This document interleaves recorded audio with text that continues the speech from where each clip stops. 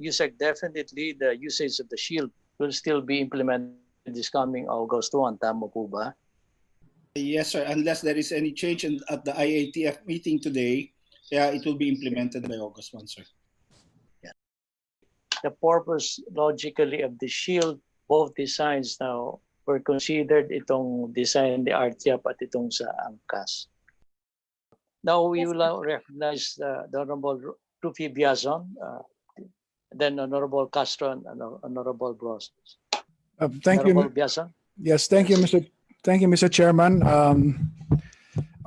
This is my concern is with regard to the barrier, whether it be for private or for the motorcycle tax use.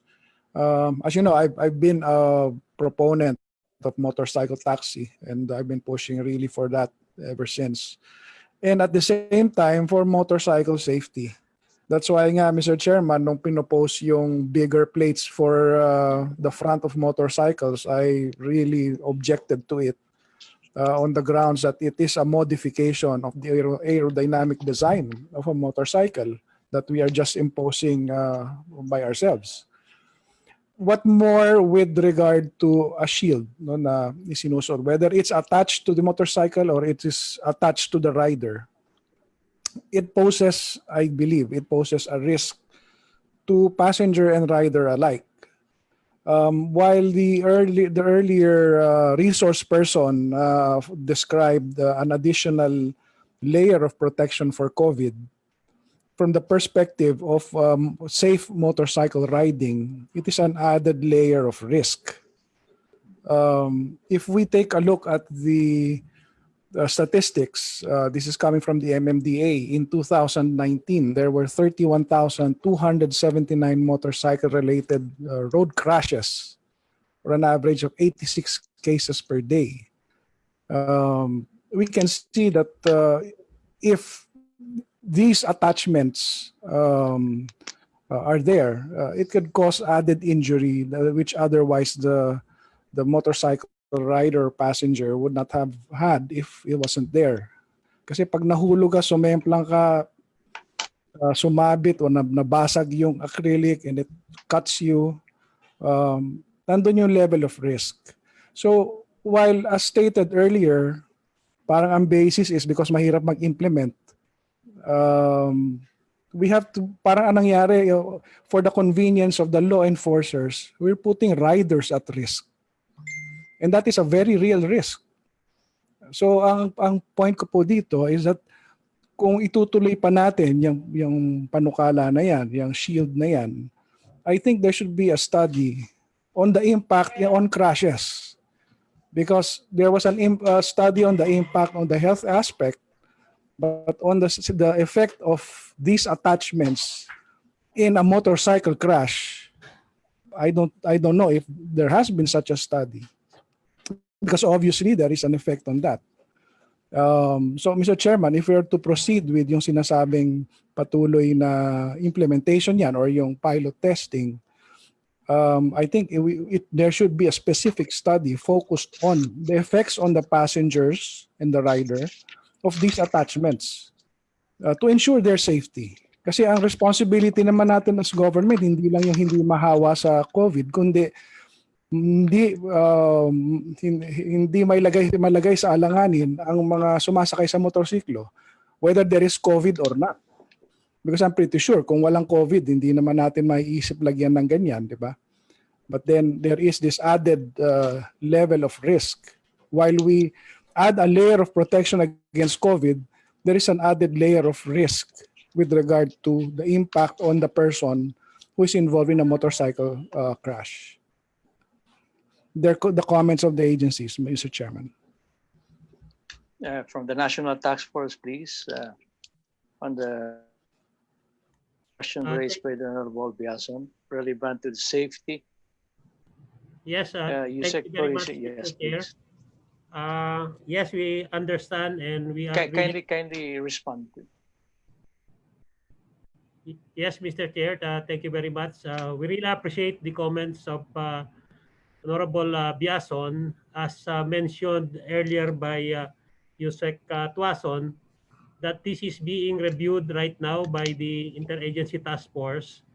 This was presented yesterday, and we will present the outcome of the study once the IATF will be able to come up with a decision, Your Honor. Thank you. Make sure that the concern again of Congressman Biazon, because clearly he's the passion of him really to help government, and one of those is motorcycle. He was one of those who objected to the plate number, which is more or less the same effect right now. Much more, this is a shield. So we're hoping that while IATF is addressing the concern relevant to COVID-19 and its transmission, reason and purpose of which we came about with the shield, clearly we have to address as well the safety. And I'm hoping that we will have a weekly monitoring on the effect once we really roll it out this August 1, as what you stated. And we respect your IATF for it. But again, safety is an utmost concern. It is non-negotiable as well. Congressman Biazon, anything else? Yes, Mr. Chairman, kung ganun ang sinasabi, no, na under study, but then it will be implemented on what, August 1? Ano ba to? Parang nga yung living experiment na sinasabi. Kasi kung may maaksidente, August 1, somebody cuts his neck with the broken acrylic dahil nag-crash sila, who would be liable for that? Kasi pinalagay natin sa kanila, pinagamit natin sa kanila, pero we know that it is still under study. Paano yun? Thank you, Mr. Chair. As I've said, the National Task Force is the one implementing all policies related to the prevention of COVID-19. And this is one area where it has been discussed during the Interagency Task Force meetings that we establish barriers on the motorcycle in order to facilitate the movement of couples. So that's why that there's a continuous validation of this, Your Honor. And as I have said, I cannot yet divulge the discussions right now on these motorcycle backriders, as it is being discussed right now at the IATF. So I cannot, I don't know what is the discussion right now, whether we will continue with this barrier or not, Mr. Chair. Mr. Chair, as a final word, Okay, please. I hope the points raised in this hearing are brought to the attention of the IATF and not just shoved aside. No? Kasi alam niyo, yung impact ng COVID, we know na marami ngayon ang mga bumili ng motorsiklo para sa convenience ng transportation.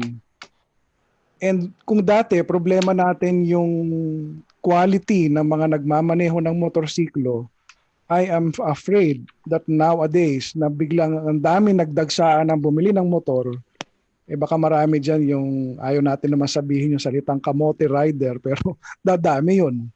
No, expected natin. And yung motorcycle crashes might multiply.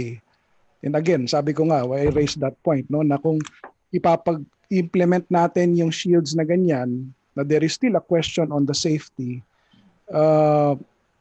Tapos admittedly, pag-aaralan pa rin natin, we're putting people at risk, di ba? Then that's government putting people at risk, and not because of they're at risk not because of the virus itself, but by government policy. So that would be all, Mr. Chairman.